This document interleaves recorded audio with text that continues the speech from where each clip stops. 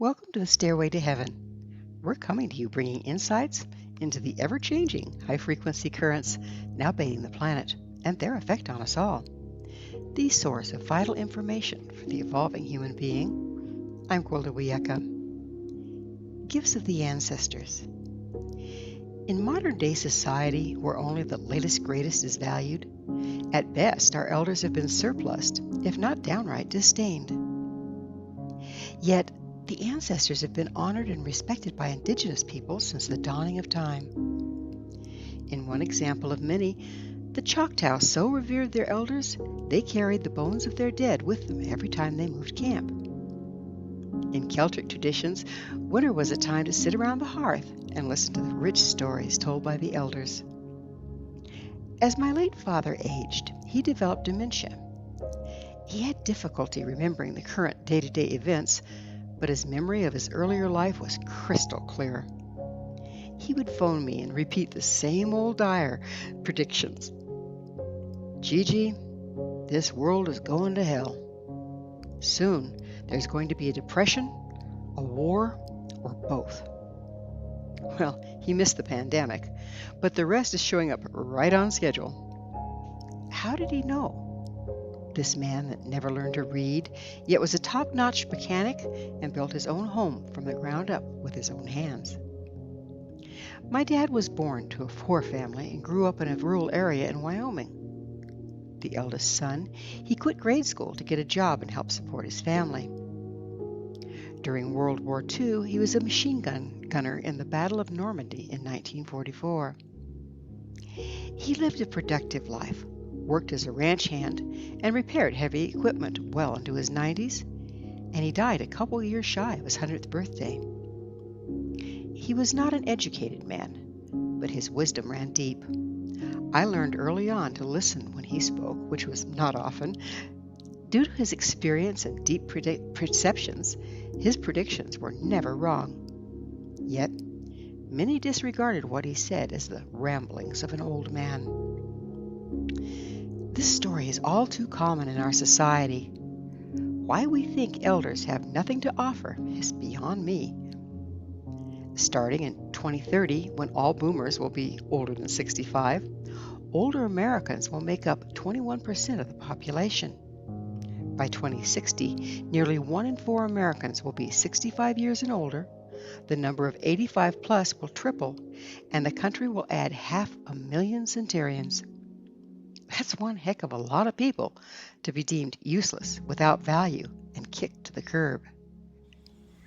Younger people may be up on the latest, greatest electronic gadgets, but there's no substitute for common sense and wisdom a long life provides.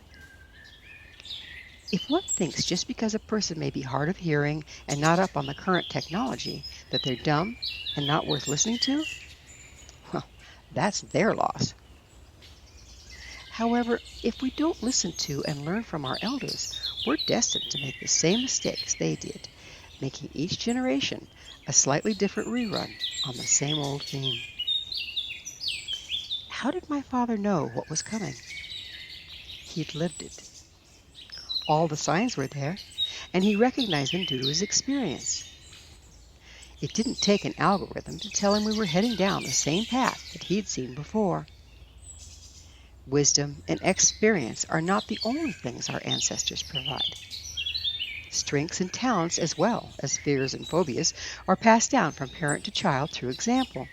Science is coming to understand that some of this experience and trauma is also passed down through the DNA.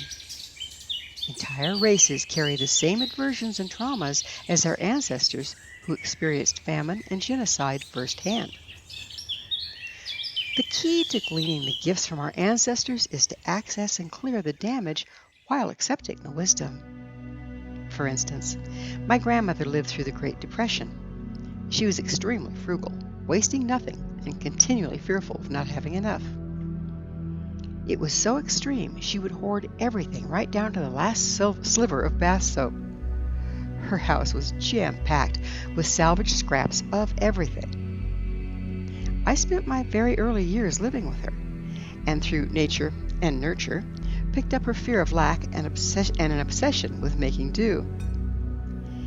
It would have been very crippling as I became an adult, except through introspection and emotional processing, I was able to clear the fear and knee-jerk reactions I had inherited while keeping the valuable skills I learned from her. While she used to save and boil all the bones from every meal, creating bone broth so her family would have enough to eat, I do the same for the flavor and nutritional value. Her frugal nature gave me valuable lessons on how to live lightly on the planet. The above example is relatively easy to access and recognize the gift. But what of the people who have abused us? What if I were to tell you that therein lies some of our greatest gifts? The tough lessons we've learned from the less processed and less conscious individuals in our lives hold unbelievable strength and wisdom on the other side of personal healing. The common approach to managing damage and mistreatment we have endured during our lives is to judge against and avoid the perpetrator, any person or circumstance that resembles them. We then attempt to forget the experience and go on with our lives. The problem with this approach is that when we do so, we not only leave part of ourselves behind with the damaging incident, but also the valuable strengths and wisdom to be gained from the experience.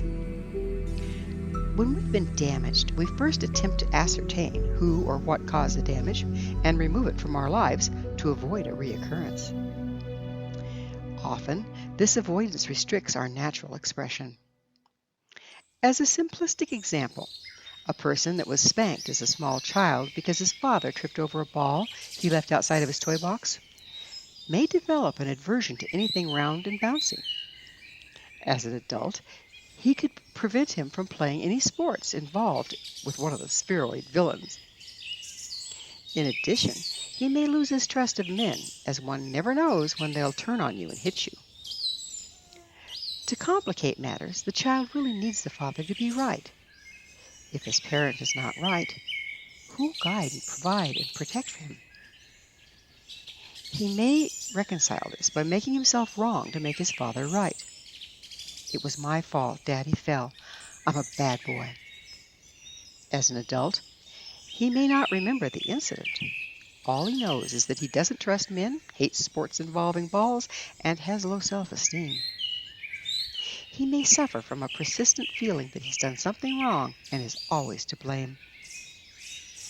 This results from decisions made as a small child that have since been forgotten.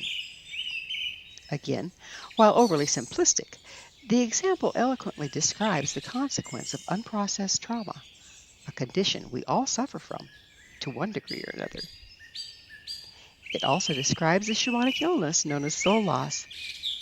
The person described has disconnected from and lost the right to be safe in the presence of a ball, to trust men, and to feel good about himself. Like I said, if the child can't reconcile the event, he will avoid what he has judged caused it, forget it, and go on. The sad part is, in the judgment and forgetfulness, he's left valuable parts of himself behind. If not dealt with, the lack of these parts will plague him all of his life through reoccurring patterns of distrust, avoidance, and low self-esteem. 5 steps are involved in rectifying this situation. Remembering the incident, reframing our experience from an adult perspective, processing the damage that resulted at the time, forgiving ourselves and others involved, and giving gratitude for the strengths and gifts gained. The first step, remembering, can often be done on one's own. Sometimes we can access memories through introspection, identifying the dysfunction and following it backwards. It can look something like this. I hate balls. Why? When did I start hating balls? And so on. He may then run across a memory of being spanked for leaving a ball out of his toy box. To access more deeply buried trauma, the help of a professional may be required. Depending on one's situation, they may seek the help of a therapist that's well-versed in hypnotism, age regression, therapy, shamanism, or psychotherapy. Once he's remembered the incident, he can then understand why he villainized the ball as a small child. It's important to note that in our forgetfulness, we're often left seeing only the positive attributes to those involved and our relationship with them. To remember that in our example, the little boy was very invested in making his father right to feel safe and protected by him. We often end up deitizing the perpetrator, putting them on a pedestal to avoid remembering the trauma. Sometimes remembering involves facing the dark side of the people involved. Once both sides of the story are accurately remembered, he can then reframe the experience from an adult perspective by rethinking his original judgment and realizing the ball was not the problem. Once having reevaluated the judgment, he can let it go. However, this will most likely still leave him with the phobias he developed to cope with the original damage. This is where processing comes in. He can process through the phobia by reminding himself every time it comes up where it came from and that it's no longer valid. Once the remembering and reframing is complete, in order to move on from the experience, it's necessary to forgive himself and his father, realizing they were both just doing the very best they could at the time. Recognizing and giving gratitude for the experience and its resulting strengths and gifts is necessary before he can receive and take advantage of them. Now he's free to receive the gift of exploring sports involving a ball.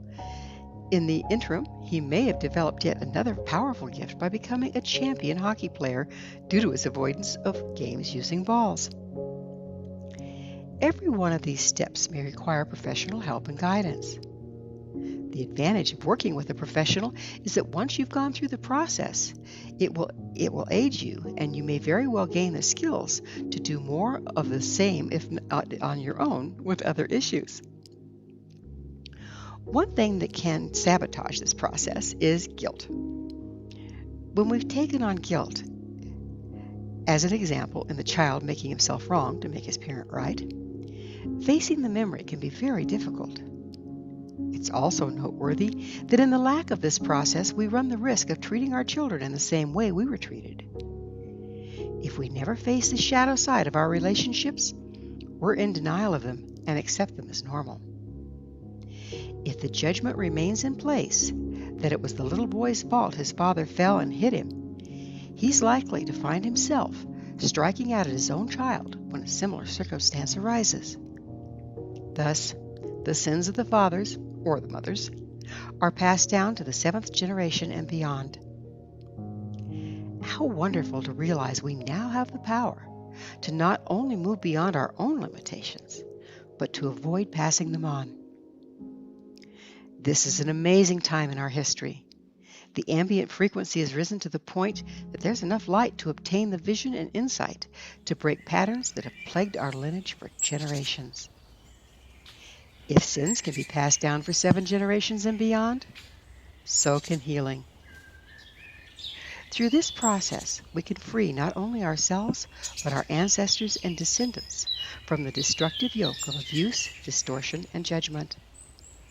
The only thing standing in the way of this magical transformation is our willingness to clear the guilt, face the truth, clear the damage, forgive, and give gratitude. A small price indeed to unearth the gifts of our ancestors. Thank you for joining me, Gwilda Wiyaka, on the Stairway to Heaven, where we provide updates on the energetic currents facilitating our evolution into conscious, powerful co-creators. As I'm sure you've noticed, not only do the Stairway to Heaven episodes stand alone, but they weave together to form a map to evolution and personal empowerment as we enter the new era.